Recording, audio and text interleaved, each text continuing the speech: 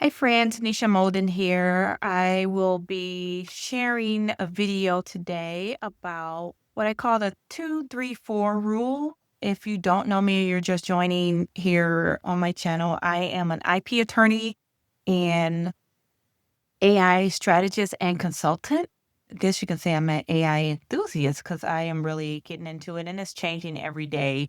But one of the things I really want to expand on in this video is that the human part, our parts, the human side does not go away. And so in this video, I am sharing where the human ends in the machine because there's going to be a lot of learning and a lot of change that happens over the next 2 to 5 years. And right now, I believe is the time for us to set the foundation and understand how AI fits into our world, our life, and our business, but also pay attention to the components of your business and how it should work. So here we're going to talk about where the human ends and the machine begins and what I call the 2-3-4 rule. The point is the follow up because we know that the revenue is in the follow up and that is where we're going to get into. So let's jump into the next slide here. There we go. So we have what I call two failing extremes of what we have, the modern and what is happening.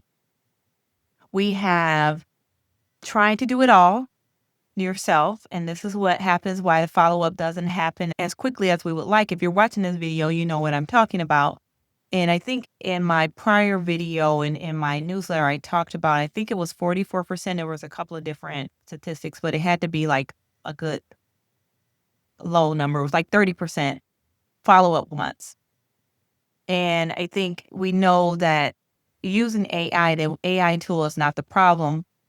The problem is really that you're trying to do all the touching and you're trying to automate all of it. I believe neither of those can work. There is a sweet spot, and that's why I call it the 2-3-4 rule. And this is how it works. The three touches. So what I have here, I don't want to say dreams go to die, but definitely prospects go to die or the graveyard effect. So this is where deals die in the gap between interest and our memory to do it. And that's where AI comes in. We don't have to remember anymore. Things happen in life as where we have every intention of follow up. But I put court filing here because I'm an attorney. Court filings happen, kids' games, you got to prep for speaking engagement. But those things happen that we did not have planned, and we have every intention of following up. But things happen, and we only have so much time and capacity. And that is why I think it's important that we understand where the AI picks up and where we, as humans, take over. There is a certain point that the human is involved in, the AI takes over. It's not a one and done for either. I think this is a real opportunity to use AI as a tool and get more to make the most of our time. And about using AI to get our joy back. How can we spend more time in our happy place? So if it's your work, part of your work, is you want to spend more time in a certain part of your work, the AI should be picking up heavy lifting on the other part.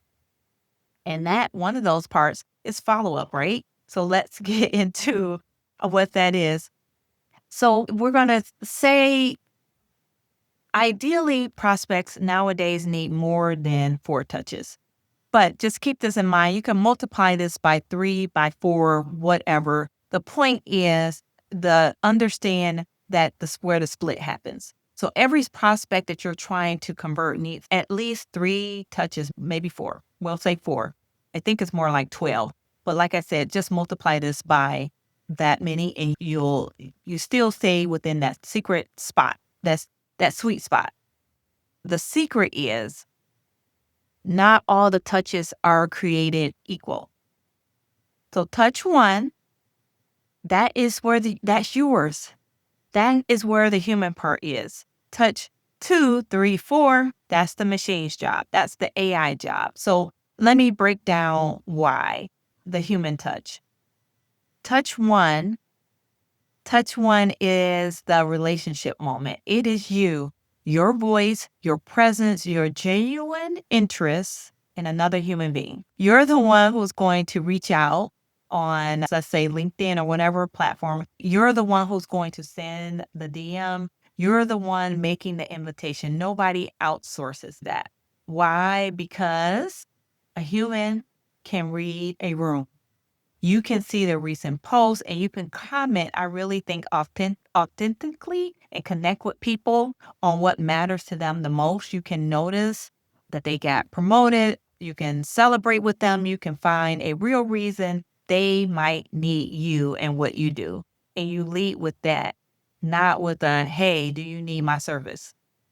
That's kind of dry, but you'll get a dry response too. So how can we make that first church very authentic? One of the things that I like to do sometimes is my first touch, depending on my workload. But if I meet people at events, sometimes I go back and send a personal video from me to them and connect with them that way. The other thing that I like to do, one of my automations that I have is I created my own QR code with a selfie, that they take a selfie. Mainly, it was to help me. I say mainly because I would forget who I met and what they look like. And so after you come from a conference, you meet so many people and you forget what people look like and all the people that you met. But if you get a selfie and sometimes with them, that selfie is shared between the two of them. That's what I created. That's the automation that I created to do that in place of, so think of instead of link or I think it's hi, hello. Instead of those, I created my own and put that in. But that's just one of the ways that I keep that human touch in there. The follow-up.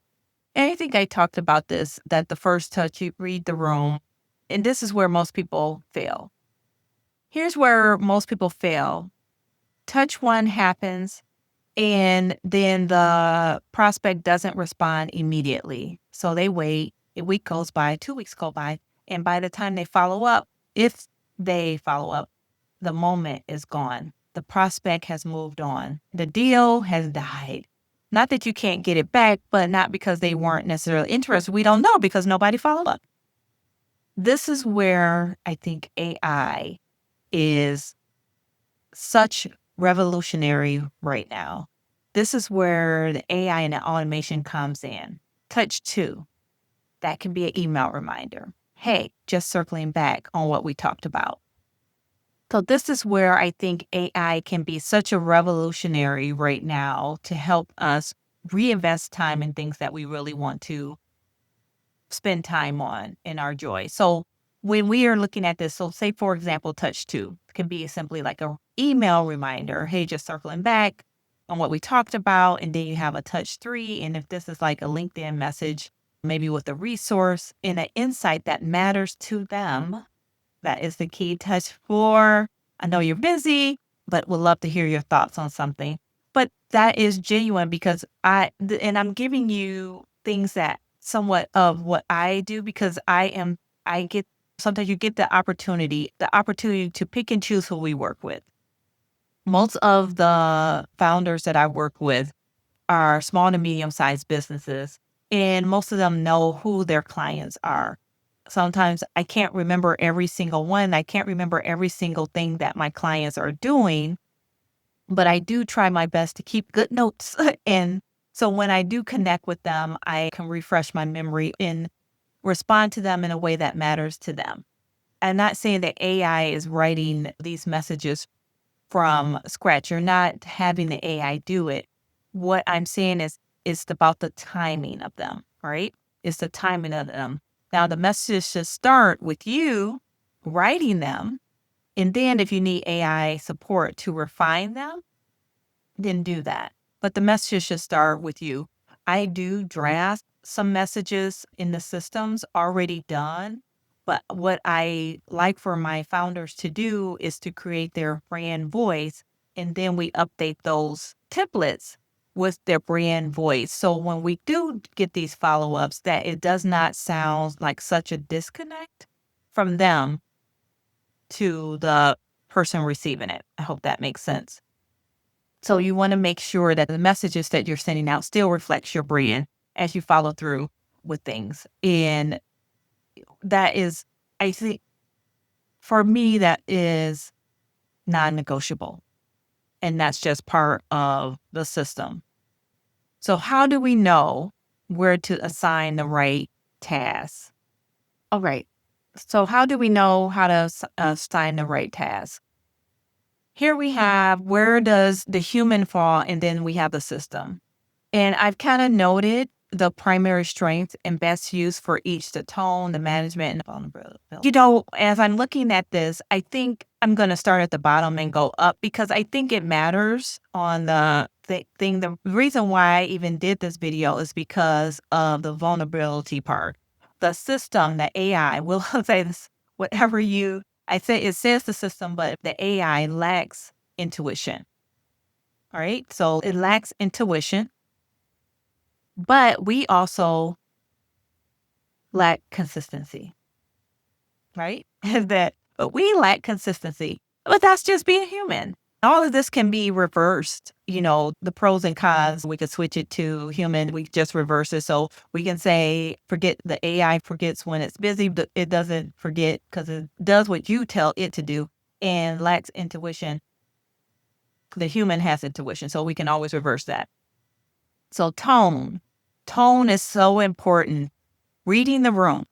Humans can read the room. That goes for when I say the room, that means the email messages, the tone. The conversation that you had with someone. When you met them in person, what their tone was, what their authentic self was.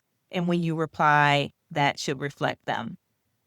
And then we go to best use for one-off moments. So genuine interest in one-off moments. That's why I say step 1 is you, right? 2, 3, 4, that can be part of the system. That is doing the same thing over and over again. Everyone pretty much gets the same message to move to the same step. But that first step, that first message should be ideally from you.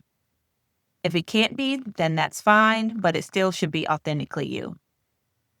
Perfect timing and relentless follow-up. Relentless, that's the system because it's going to do what you tell it to do. That's the great thing about it because we can't do that.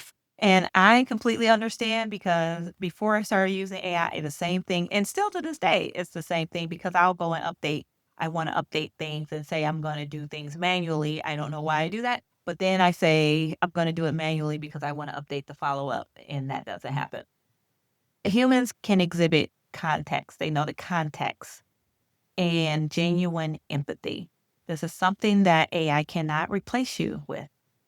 I think so. That is one of the things I just wanted to make sure that we are aware of when you're looking at your task and we go through when we're designing knowing what to assign to the AI as we're going through understanding your task, then we develop the skills. I'm sorry, not the prompt. That prompt is at the beginning. So we go through the AI, the task, the prompt, the workflow, and then we develop the system.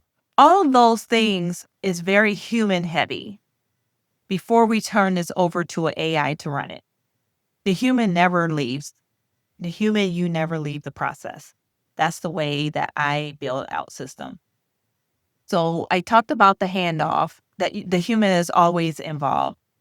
So this is just an example of how the handoff works.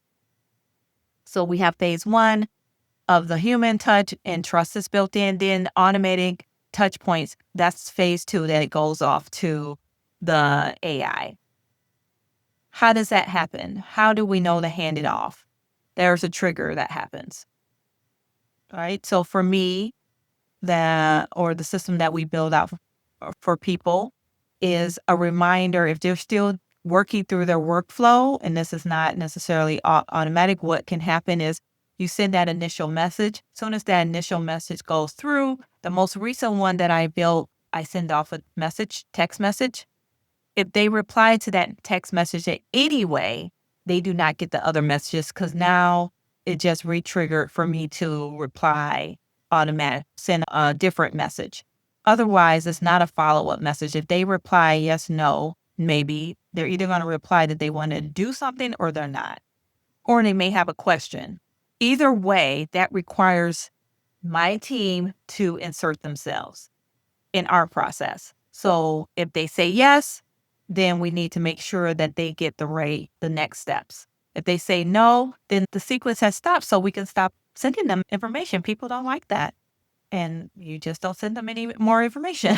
And if they say anything at all, they may have a question. So they should not be getting messages because that goes back to context. If someone asks you a question and you send off the next message, they don't realize their first thought is, you didn't even answer my question.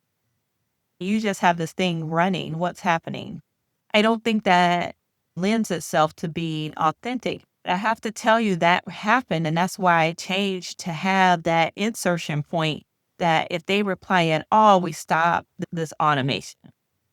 Because I had that happen where it automatically sent someone a message and they sent me another message that you did not reply to my question. That did not feel good. If you're being authentic and having a conversation with someone, they ask you a question, you just proceed down the path of your next question. That's kind of rude. And that's the way it felt. It felt that I was being rude. So how do we change that? We insert certain things, and this is why the human part won't go away. And that's why I inserted that if they reply for this particular follow-up sequence, any reply we get, it goes back to the human to review. And I don't have hundreds of leads coming through so that can happen, that it can be reviewed. And then we can just put them back in another workflow or another automation sequence, if that makes sense. If you have hundreds, then that's a different story. This is not necessarily for that, but that's another training for another day. If there's hundreds, that's a different sequence. And that's probably more so for enterprise. But keep that in mind for this. Let me know if you have any questions about that. Again, I just want to touch on that the automation, this does not replace the heart. It really does protect it and be conscious of what you're putting together. That's why what we're building in our community is being heart-centered first and putting the workflows in place, but understanding that knowing what your task is. Why are you doing what you're doing? Why are you doing what you're doing in your task? And then as you're developing the skills that you will develop for the AI agent as you're going along and the workflow that it will be going through, then what is the system? I encourage you to keep the human part first, that you're always leading with the human and use the tool to support you to move faster, but don't let it replace you. Just because it can take your fingers off the keyboard doesn't mean that your heart doesn't stay in your business. I really think that this is an opportunity for you to show up more where it matters most in your business and take that. I guess you could take that as my last words. So I hope this was helpful. Let me know how I can support you. If you have any questions about what I've just shared with you or want to know more about the community that is being developed, I will be rolling it out. There are workshops coming. And I guess you can consider this a little mini workshop. But if you have any questions about anything, feel free to comment. And I will be sharing more resources for us to get the word out about the community, which will be happening very soon. And you will definitely have insight into that. I appreciate you watching this. Give me a thumbs up or give me a comment. Let me know if this was helpful. What other things that you would like to learn or know about, or what type of things are you working on? What type of things are you working on that you were hoping or hope that AI can do? Or if you have a question about how it can help you in your day-to-day work. And that way you can spend more time in your joy and doing the things you love. All right, I will see you in the next video. Take care.